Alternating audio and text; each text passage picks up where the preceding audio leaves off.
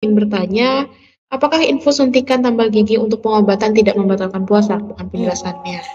Untuk suntik yang berupa pengobatan seperti vaksin COVID-19, kemudian suntik KB ya, itu tidak masuk ke dalam lambung, itu masuknya ke dalam otot saja, sehingga tidak masuk dalam kategori makan dan minum yang membatalkan puasa. Sementara suntik infus, ya suntik infus itu kan dia entah itu infus cairan untuk pengganti nutrisi cairan dalam tubuh, misalnya orang dehidrasi gitu ya, atau orang yang disuntikkan glukosa.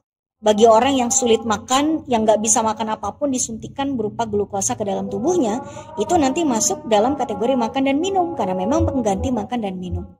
Tapi kalau misalnya seperti suntik KB ya, suntik vaksin COVID-19, vaksin ini, vaksin itu ya, itu tidak masuk dalam kategori makan dan minum, masuknya ke dalam otot bukan ke dalam lambung dan tidak membatalkan puasanya. Begitu juga suntik untuk cek lab diambil darahnya, itu juga tidak masuk dalam kategori pembatal puasa.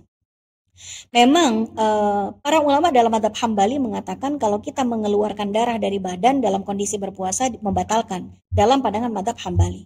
Sedangkan mayoritas ulama mengatakan tidak batal ketika kita mengeluarkan darah dari badan kita. Yang penting tidak keluar dari mulut sebagai muntah dan tidak keluar dari kemaluan sebagai darah haid atau darah nifas dan lain sebagainya itu ya. Nah, kenapa ada perbedaan pendapat di kalangan para ulama? Gini, ada beberapa hadis yang berkaitan dengan bekam, di mana bekam itu mengeluarkan darah dari badan. Dalam satu hadis ditemui, satu hadis bunyinya gini, aftarul hajim wal mahjum. Orang yang membekam dan dibekam, puasanya batal. Ya, kok bisa? Ya, kalau yang dibekam karena diambil darah dari tubuhnya, sedangkan yang membekam, kenapa yang membekam ikutan batal saat itu ya? Karena proses pembekaman di masa Nabi bukan seperti proses pembekaman di zaman sekarang yang hanya menggunakan mangkok itu, enggak. Di masa Nabi orang membekam, tukang bekam itu pakai alat yang menyedot dengan mulutnya. Darah itu disedot dengan mulutnya menggunakan alat disedot, kemudian dia semburkan. Dan banyak potensi darah itu sempat masuk ke dalam tenggorokannya. Ya sedikit mungkin ada potensi untuk masuk ke dalam tenggorokannya. Makanya dikatakan bahwa orang yang dibekam, yang ditusuk pakai darah, keluar darah, kata mazhab Hambali berdasarkan hadis ini membatalkan puasanya. Nah, namun setelah ada hadis itu, setelah Nabi mengatakan hadis yang seperti itu, beberapa fase kemudian Nabi mengatakan hadis yang berbeda lagi, ya, bahwa Nabi mengatakan salasatun, ada 3 perkara yang tidak membatalkan puasa. Salah satunya adalah ihtilam. Ihtilam itu adalah mimpi basah keluar air mani tanpa sengaja. Itu tidak membatal. Kemudian yang kedua yang tidak membatalkan puasa lagi adalah al-qai. Al-qai itu adalah muntah yang tidak disengaja. Itu tidak membatalkan puasa. Kemudian yang ketiga adalah al-hijamah atau proses pembekaman. Nah, ada satu hadis lagi yang menyatakan bahwa Nabi itu pernah melakukan pembekaman dalam kondisi berpuasa dan Nabi tidak membatalkan puasanya. Terus bagaimana dong ketika ada kontradiksi dalil seperti ini atau dalam bahasa Arabnya disebut dengan ta'arudul adillah? Dilihat, oh ternyata ketika Nabi mengatakan orang yang membekam itu batal puasanya, itu dilakukan di awal-awal pensyariatan Islam. Begitu makin kesini, ternyata Nabi mengamandemen istilahnya ya, menyatakan hal yang berbeda. Bekam sudah tidak membatalkan puasa lagi. Jadi hadis yang datang belakangan menganulir atau membatalkan hukum yang datangnya lebih dulu.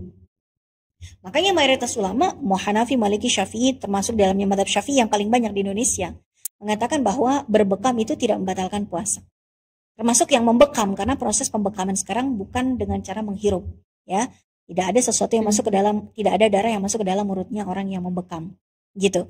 Maka hal-hal yang mirip dengan pembekaman seperti suntik pengambilan darah untuk cek di laboratorium itu juga hampir mirip dengan pembekaman karena diambil darahnya, itu juga tidak masuk dalam kategori yang membatalkan puasa. Tapi ingat, suntik infus sebagai pengganti cairan tubuh untuk orang dehidrasi atau orang yang punya kesulitan makan yang disuntikkan glukosa itu masuk dalam kategori pembatal puasa karena termasuk bagian dari makan dan minum. Baik. Oke, jazakillah khair Ustazah. Untuk tambal gigi mungkin yang belum tadi kebahas, tambal gigi untuk pengobatan juga tidak termasuk Oke. ya Ustazah? Tambal gigi sebetulnya tidak ada apapun yang masuk ke dalam kerongkongan dan organ pencernaan kita. Enggak ada sesuatu yang masuk ke dalam lambung. Cuman yang dikhawatirkan dalam prosesnya, kadang-kadang ada obat-obatan yang masuk misalnya ya, ketika kita dianestesi, ya kan, disuntik di gusi, memang itu nggak masuk ke dalam lambung kita. Tapi ada kadang-kadang obat-obatan yang digosok-gosokkan ke gusi, ya, anestesi yang digosok-gosokkan pakai apa sih itu? Pakai obat itu. Kalau ada obat yang tertelan atau ada cairan yang bukan ludah, bukan air liur kita, ada cairan yang dimasukkan oleh dokter ke dalam mulut kita, lalu masuk ke dalam kerongkongan kita dan tertelan, itu batal. Jadi kalau dikatakan apakah tambal gigi itu membatalkan? Jawabannya tidak, apabila tidak ada yang tertelan. Tapi kalau ada yang tertelan, maka batal puasanya. Kira-kira seperti itu ya. Sama kayak misalnya orang berenang itu batalin puasa apa enggak? Kalau tidak ada yang tertelan, air atau tidak masuk ke hidung enggak batal. Tapi sangat berpotensi batal gitu. Jadi membatalkan tidak, tapi berpotensi membatalkan kalau ada yang tertelan ke dalam kerongkongan masuk ke dalam lambung. Baik. Oke, walaupun pada akhirnya tidak sengaja tertelan, tetap itu membatalkan ya Ustazah? Jadi Bukan masalah itu tidak sengaja, bukan masalah tidak sengaja, pokoknya tertelan. Misalnya gini, kita nguap. Wah, begitu kita nguap, masuk laler glek. Sengaja nggak kita menelan? Nggak sengaja. Tapi secara hukum itu menelan. Oke. Sengaja tidak sengaja menelan sesuatu masuk ke dalam kerongkongan, itu membatalkan. Atau misalnya tadi sahur kita sahurnya pakai dendeng atau rendang gitu ya. Terus kita nggak sikat gigi. Begitu jam segini kita main-main gigi, ternyata kita temukan ada sisa daging yang nyelip di gigi. Kita main-mainin.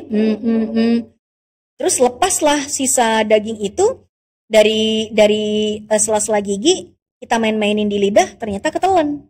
Kita memang tidak berniat untuk menelannya, tapi tetap saja ditelan. Begitu ditelan, masuk sesuatu ke dalam organ pencernaan kita yang memiliki saluran ke dalam lambung, ya berarti itu batal. Gitu ya. Ya kalau misalnya nggak sengaja, ya mudah-mudahan tidak berdosa, tapi tetap qadha gitu. Tapi kalau sengaja makan, ya dia wajib qadha dan juga berdosa. Itu bedanya. Oke.